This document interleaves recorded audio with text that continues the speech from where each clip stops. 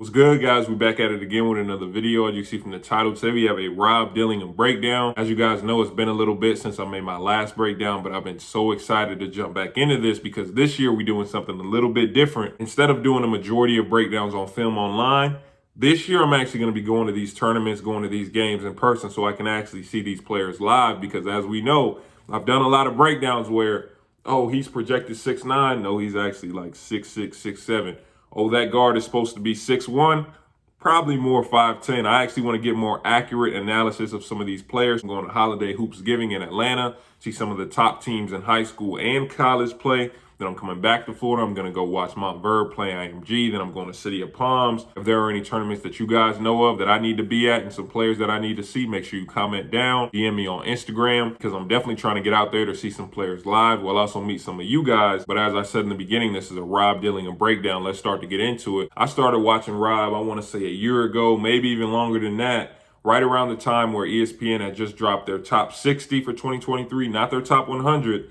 Their top 60, and Rob was like number 14 in the country. Go fact check me if you think I'm lying. Before I even did the actual breakdown, because I just watched a couple clips before I actually watched them for the first time, I literally said in the video, like, yeah, I see shades of Kyrie in this kid in his ability to make shots, his shot making ability, and his handle, his wiggle, his creativity with the ball in his hands, just how he moves out there on the floor. Fast forward a year later, in this last week, 2 weeks, all I've been seeing is Rob Dillingham all over the internet. He set the internet on fire with his performance at the overtime elite game. And then all of a sudden I'm seeing people, who is this? This kid's like that. Like, why have I never heard of this kid? Like, he doing all this, this, and that. But on this channel, we've known this kid for a while. He's actually the number 4 ranked player in the class of 2023 in my top 10 rankings.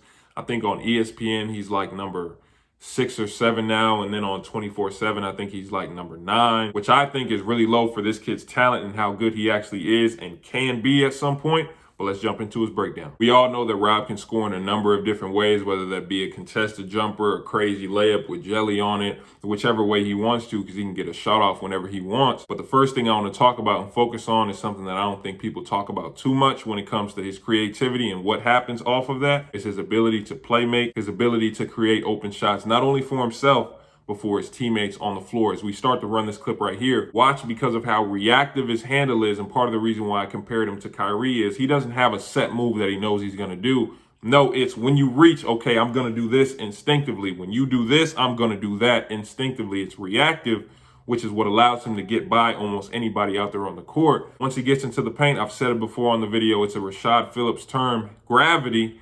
How many eyes are on him once he gets into the paint, because it's inevitable. He has the wherewithal to not try and force up a tough shot. No, I'm just going to kick it to the corner to my open man, a perfect pass. And even though he doesn't shoot it, because I pass it to him, 2 defenders are going to run at him because they didn't communicate. And all he has to do is make the extra to Jared McCain for the knockdown jumper, and Rob gets the hockey assist. Plays like that get caught up in the flashiness of his game, and not a lot of people see it. Even on this next one, I do understand that there are times when Rob can dribble a lot. It might look like he's dribbling the air out the basketball, but he does understand the game. Watch when the pick and roll comes, he understands that they have to tag the big that's rolling to the rim. So what does he have open? The skip pass, and please understand that making an on-time, on-target skip pass off a live dribble is not as easy as he just made it look. He just does it that easy. Or even on this next play, a similar pick and roll situation, watch how he utilizes his handle to get his defender off balance. Because if he just stood there, didn't really dribble at all, and just tried to get around the ball screen, guess what? His defender is just going to fight over it. But because he uses his handle, oh, you don't know which way I'm going, I'm going to get you off balance. My big is going to hit you, which allows me to get the space I need when I come off that screen to attract the defending big, so I can just throw that little float pass to my big and get the easy finish. Rob can not only create offense for himself, we're about to talk about that, because of how scared defenders are of his ability to score and create for himself. He's always going to be able to create open opportunities for his teammates. Now, when we talk about Rob creating scoring opportunities for himself, we've done a couple breakdowns on him before, so we all know this is a legitimate 3-level scorer who can score it wherever you want it, however you want it. I talked about it a little bit in the beginning, whether you want the crazy jelly light, high off the glass in traffic, whether you want the side step 3 with the defender right here in his face, whether you want the step back, whether you want the floater, whatever you want, Rob can score, and he's extremely skilled. And like I said, creative, shifty. There's just a certain flow to his game out there on the floor. And the reason why the defender doesn't know what he's going to do next is because Rob doesn't know what he's going to do next. Like I said in the beginning, it's extremely reactive, instinctual, which is why I kind of compare him to Kyrie, just because of the way those guys move out there on the floor.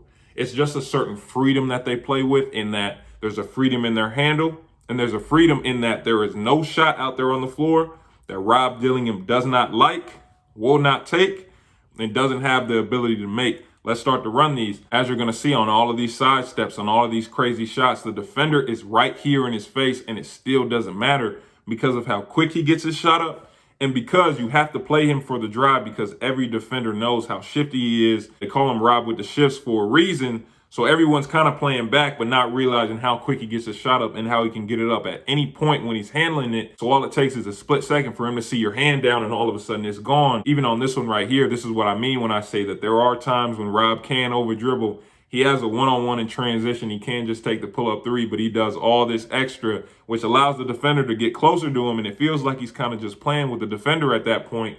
Still doesn't matter, pull-up, knockdown. For these last couple clips, I'm just going to let them run so you guys can see exactly how talented this player is and why I have him so high in my top 10, while on other ones he's lower. And I understand that there are bigger, stronger, faster, more athletic players out there, you know, players 360 windmilling, doing this, and that. But when I see a player like Rob at his size, at his stature, not big, swole, you know, stocky out there, and I've seen him play against the 5 stars, the 4 stars. I've seen him play live at Peach Jam. I've seen him play against 7-footers. I've seen him play against size, which was something that was my question mark. Like, okay, he does have all this, but what does he look like when he's playing against a grown man or somebody who's bigger and stronger than him that's not really going to let him move like that out there on the floor? Is he going to be able to take contact from bigger players and finish in the paint? And he's checked every single box. Every single time I've seen Rob Dillingham play, he produces, which just lets me know that his skill is going to translate. Granted, he does have to work on some shot selection. He does take some tough ones. Like I said, he can over dribble sometimes, really try to show off that bag a little bit too much. From what I've seen so far, Rob's skill is going to translate, and I can't wait to see what he does at that next level and potentially in that 3-letter league. Like, share, subscribe, turn on post notifications. I appreciate you guys watching. Remember, if you want a breakdown just like this that gets posted on the channel, hit my website, btibasketball.com, in the description. Also, if you have any questions for me or need any advice regarding anything basketball related or life related, hit my link for Noodle in the description. I appreciate you guys watching. I'll see you guys next time with the next video.